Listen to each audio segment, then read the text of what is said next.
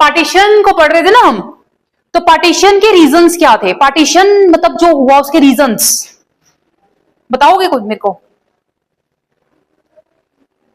चलो ठीक है, मैं बताती हूँ। ठीक है, शॉर्ट आंसर आ जाता है, वेरी शॉर्ट आंसर आता है। ठीक है, तो सबसे पहले अगर हम रीजंस की बात करें तो 3 मेन रीजन थे। ठीक है, 3 मेन रीजंस थे। फर्स्ट था several political developments. Political developments. India आजाद कब हुआ? इंडिया आजाद हुआ 1947 में। ठीक है, तो हम यहां पे बात करें 1940s की। कब की बात कर रहे हैं? 1940s की। तो 40s का डिकेड था, तो यहां पे बड़ी ज्यादा पॉलिटिकल डेवलपमेंट्स हुई, बड़ी ज्यादा पॉलिटिकल डेवलपमेंट्स हुई। ठीक है, जैसे फॉर एग्जांपल क्रिप्स मिशन के बारे में आपने पढ़ा होगा, क्रिप्स मिशन। ठीक है, उसके बाद अगस्त ऑफर, अगस्त ऑफर और quit India movement, quit India movement. और क्या चल रहा था इंडिया में? क्विट इंडिया मूवमेंट और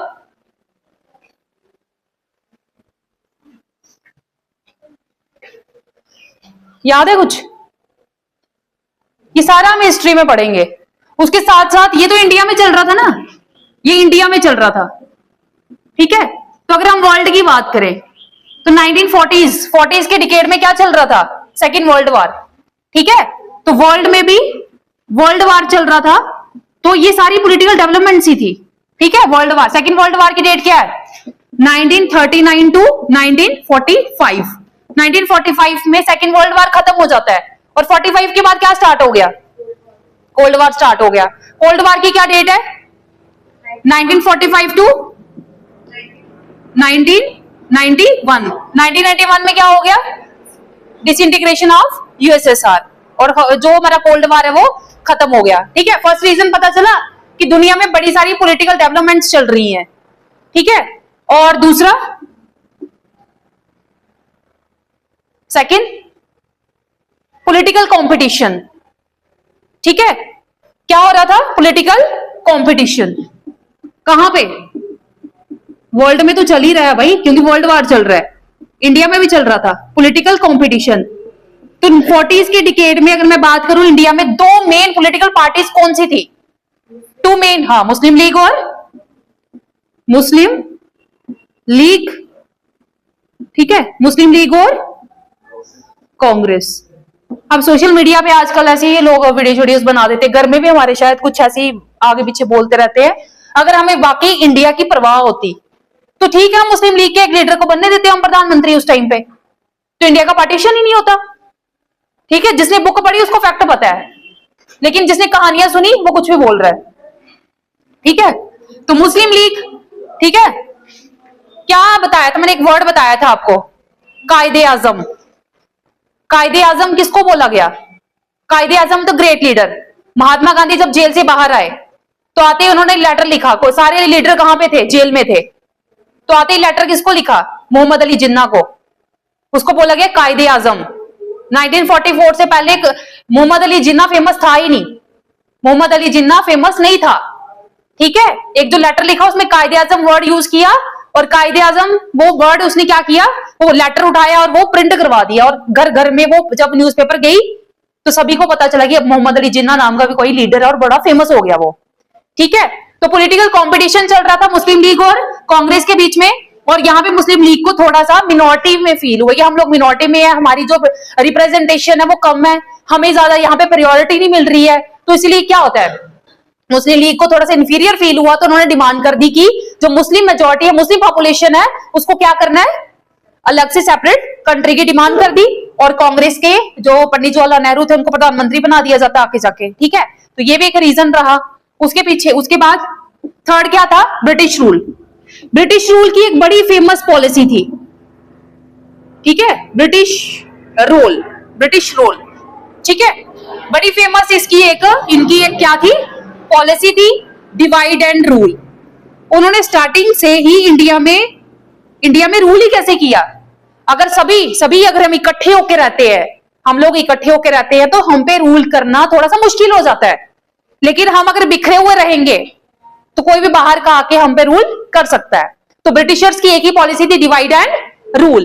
तो आते ही उन्होंने क्या किया, मतलब आते ही और जाते जाते भी डिवाइड करके गए वो हमें। तो ब्रिटिशर्स का रोल बड़ा रहा कि उन्होंने मुस्लिम्स को क्या फील करवाया कि आप लोग कम हो, आप लोगों को इतनी यहाँ पे रिप्रेजेंटेशन आपकी नहीं हो रही है, आपको इतना अच्छा यहाँ पे नहीं मिलेगा, आप क्या करो सेपरेट एक अलग से अपना देश बना दो। ठीक है, तो क्या क्या बन गया आगे चल के, एक पाकिस्तान बन गया। 1947 से पहले पाकिस्तान तो था ही नहीं। ठीक है, और मैंने ये भी आपको बताया कि वो कौन सा पर्सन था जिसने पाकिस्तान नाम जो है कॉइन किया था, चौधरी रहमत अली। ठीक है, कैम्ब्रिज यूनिवर्सिटी का वो क्या था, एक स्टूडेंट था। आगे चल के यही वर्ड किसने उठाया, मोहम्मद अली जिन्ना ने, टू नेशन थ्योरी। आपको एक मल्टीपल आ जाता है कि टू नेशन थ्योरी बताओ भाई किसने प्रपोंड की, मुस्लिम लीग ने। मोहम्मद अली जिन्ना ने नहीं की, मुस्लिम लीग ने की। ठीक है, मोहम्मद अली जिन्ना क्या था, उसका प्रेसिडेंट था, क्योंकि हर एक पार्टी का एक प्रेसिडेंट होता है। यहीं से आपको मल्टीपल दो चार तो यहीं से आने हैं। इंडियन नेशनल कांग्रेस का कौन है, बीजेपी का कौन है। ठीक है, तो ये 3 मेन रीजंस थे किसके लिए, बिहाइंड द पार्टीशन। ठीक है, पार्टीशन कब हुआ, 15 अगस्त 1947। ठीक है, तो अब हमारा नेक्स्ट टॉपिक, ये आपको शॉर्ट आंसर आता है, पॉइंट्स में लिखोगे तो आपको मार्क्स मिलेंगे भाई। ठीक है, तभी मैं कह रही थी कि अगर आप आते हो क्लास में तो थोड़ा थोड़ा 1 घंटे की क्लास आराम से आओ, रिवीजन हो जाएगी, उसके बाद थोड़ा जो भी आपको डाउट है वो पूछो, फिर घर में सेल्फ स्टडी करते रहो। ठीक है, उसके बाद नेक्स्ट टॉपिक है, ये भी आपको शॉर्ट आंसर आता है 4 मार्क्स का। ठीक है, नेक्स्ट टॉपिक है process of partition, process of partition. ठीक है, पार्टीशन का प्रोसेस क्या था, मतलब क्या रहा, कैसा प्रोसेस था, क्या मजेदार, बड़ा अमेजिंग प्रोसेस था, ये बड़ा पेनफुल था। कैसा था, बड़ा ज्यादा पेनफुल। जब आप इंट्रो लिखोगे तो उसमें क्या लिखना है, बड़ा ज्यादा पेनफुल था। पेनफुल के साथ साथ ये बड़ा ज्यादा डिफिकल्ट भी था भाई। क्या था, डिफिकल्ट भी था। ठीक है, अगर यही आपको 4 मार्क्स का क्वेश्चन आता है कैसे लिखोगे। ठीक है, पार्टीशन का जो प्रोसेस था प्रॉपर 14-15 अगस्त को 1947 को क्या हुआ, थक गया अद्वितीय, पर कोई बात नहीं, स्टैमिना बिल्ड करना भाई।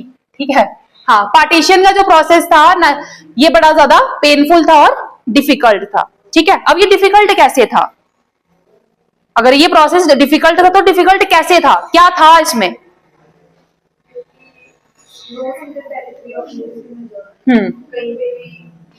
First point, no single territory, no single territory. ठीक है, अगर थोड़ी सी बात करें सिंगल मेजोरिटी, देखो ये पाकिस्तान है। ठीक है, एक तो मुस्लिम मेजोरिटी यहां रहती थी और दूसरा बंगाल में थी। ठीक है, 2 जगह में क्या थी, मुस्लिम पॉपुलेशन ज्यादा थी।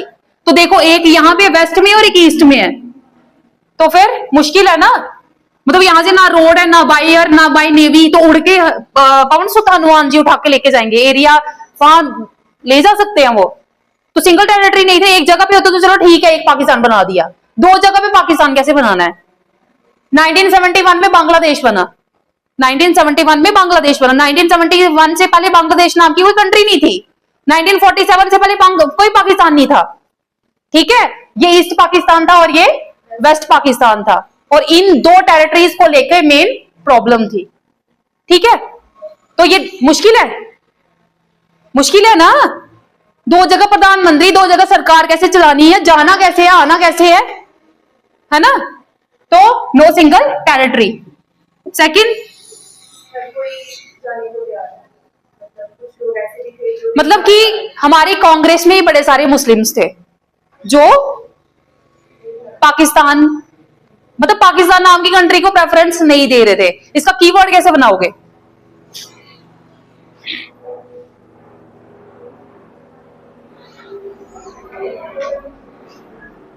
Not all Muslims want to join Pakistan. ठीक है, सारे मुस्लिम्स नहीं चाहते थे कि हम पाकिस्तान को ज्वाइन करें। अब जैसे ये पाकिस्तान है ना, इसकी यहाँ पे नॉर्थ वेस्ट फ्रंटियर प्रोविंस थी, ये वाला एरिया थोड़ा सा। ठीक है, कौन सा? नॉर्थ वेस्ट फ्रंटियर प्रोविंस, ठीक है। मतलब नॉर्थ वेस्ट की तरफ एक नॉर्थ वेस्ट बाउंड्री पे एक प्रॉपर एक प्रोविंस थी, और वहां पे कौन रहता था? वहां पे रहते थे पश्तूनी ट्राइब, के बारे में सुना? पठान लोग, पठान, वहां पे रहते थे पठान्स, और उनकी भाषा थी पश्तून। क्या भाषा थी? पश्तून, पश्तून, ठीक है। और इनका एक मतलब कि एक लीडर था, ठीक है, लीडर था उसको, वो अनडिस्प्यूटेड लीडर था। क्या था? अनडिस्प्यूटेड। अनडिस्प्यूटेड क्या होता है? मतलब उसका कोई झगड़े से कोई लेना देना नहीं है, वो नहीं चाहता कि पाकिस्तान में जाऊं, वो जहां है वहीं पे रहना चाहता है। और पाकिस्तान पहले किसका पार्ट था? इंडिया का, तो वो वहीं पे रहना चाहता है। लेकिन अब वो पाकिस्तान के बॉर्डर पे है, पाकिस्तान के बॉर्डर में है, और बीच में बन गया पाकिस्तान, तो वो कैसे जाएगा वहां पे? प्रॉब्लम आ गई ना। तो इसीलिए अब वो लीडर कौन था? फ्रंटियर गांधी के नाम से किसको 10th क्लास में पढ़ा था आपने? फ्रंटियर, माही, फ्रंटियर गांधी के नाम से कौन फेमस था? बताओ जल्दी। फ्रंटियर गांधी, बताओ, 1 मार्क्स का आ जाएगा भाई। फिर खान अब्दुल गफर खान, खान अब्दुल गफर खान, क्या नाम था? Khan Abdul Gruffudd Khan, frontier Gandhi. ये था अनडिस्प्यूटेड लीडर, कहां का? नॉर्थ वेस्ट फ्रंटियर प्रोविंस का। अब ये चाहते थे कि हम इंडिया में ही रहें, लेकिन ये पाकिस्तान की बाउंड्री पे थे, बॉर्डर पे थे, वो भी नॉर्थ वेस्ट की तरफ। अब पॉसिबल नहीं था, तो इसीलिए इनको इसको चुप करवा दिया जाता है, और ये वाला एरिया भी किसमें ज्वाइन करवा दिया जाता है? पाकिस्तान में। लेकिन ये चाहते थे कि हम, मतलब कि कुछ मुस्लिम ऐसे भी थे जो प्रॉपर पाकिस्तान में नहीं जाना चाहते थे, ठीक है। और थर्ड क्या होगा? जल्दी बोलो, जल्दी। वही पंजाब और हरियाणा, कैसे? पंजाब और बंगाल। अद्वितीय, कैसा फील हो रहा है? पंजाब और बंगाल। तो पंजाब कहां है? ये पंजाब है, और ये बंगाल है, ठीक है। वेस्ट बंगाल को वेस्ट बंगाल क्यों बोला जाता है? क्योंकि वो ईस्ट बंगाल के वेस्ट में है, और वही ईस्ट बंगाल बाद में क्या बन जाता है? ईस्ट पाकिस्तान बना, बाद में बांग्लादेश बन गया। बांग्लादेश कब बना? 1971 में, ठीक है। अब क्या है कि यहाँ पे पंजाब है, पंजाब का आधा एरिया, अगर आपको ये मल्टीपल आ जाता है कि दो कौन सी ऐसी स्टेट्स थी पार्टीशन का जिन पे सबसे ज्यादा असर हुआ, तो एक तो पंजाब थी, पंजाब का पार्टीशन हुआ आधा। पंजाब कहां है?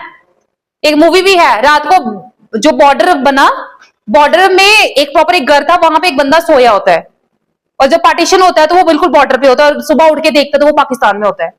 मूवी है ये, ठीक है।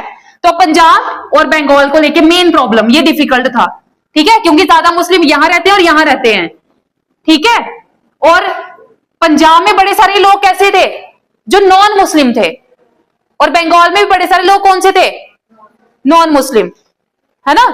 तो अब नॉन मुस्लिम्स के लिए प्रॉब्लम हो गई ना, क्योंकि वो प्रॉपर दो पाकिस्तान बन रहे हैं, वो भी रिलीजियस मेजोरिटी को लेकर। अब जो मिनॉरिटी वाले लोग हैं, मिनॉरिटी वालों के लिए मुश्किल हो जाएगा, तो डिफिकल्टी है ना। उसके बाद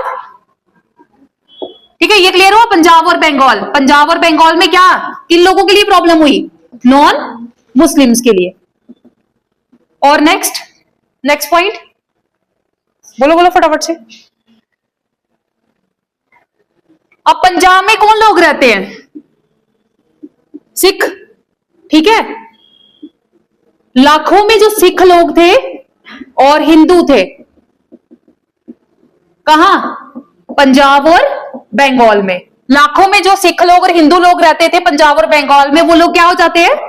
ट्रैप हो जाते हैं, ठीक है। ट्रैप होने के बाद आपने ये चीज देखा होगा, ठीक है, आपने ये चीज देखी होगी कि पार्टीशन के टाइम पे आप मूवीज सीरियल्स पे भी देखते हो कि वहां पे बड़ा ज्यादा खून खराबा हुआ, मतलब वायलेंट, मतलब इतनी ज्यादा हिंसा बढ़ गई थी कि मारा गया, औरतों के रेप हुए, छोटे छोटे बच्चों को मारा गया, कईयों के भाई बहन यहां रह गए, कईयों के वहां रह गए, बिछड़ गए लोग, ठीक है। तो यहाँ पे ट्रैप हो गए वो लोग, बड़ा ज्यादा जो है क्राइसिस हो गया यहाँ पे, और जो सिचुएशन थी वो वायलेंट हो जाती है। क्या हो जाती है? Violent. Clear? Process of partition, सबसे पहले नो सिंगल टेरिटरी, सारे मुस्लिम जो है वो पाकिस्तान में नहीं जाना चाहते थे। ठीक है, यहां से एक मल्टीपल आपको आ सकता है, खान अब्दुल गफर खान, जिसको फ्रंटियर गांधी बोला गया, ये पठान का लीडर था, पश्तून भाषा थी इनकी।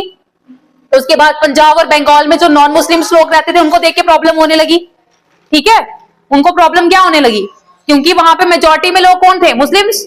ठीक है, उसके बाद लाखों में जो सिख लोग थे, हिंदू लोग थे पंजाब में, बंगाल में, वो ट्रैप हो गए, फंस गए, और वहां पे कंडीशन इतनी खराब हो गई कि बड़ा ज्यादा हिंसा होने लगी। वो शायद आपने मूवीज में, और ठीक है, आप एनसीईआरटी के पेजेस खोलोगे तो वहां पे भी आपने देखा होगा, गठरियां उठाई हुई हैं, ट्रेन पे बैठे हुए, ट्रेन की छतों में भी लोग बेचारे लटक लटक के जा रहे हैं, कईयों के बच्चे छूटे, कईयों के भाई बहन माँ बाप छूट गए सारे। ठीक है, तो ये प्रोसेस था।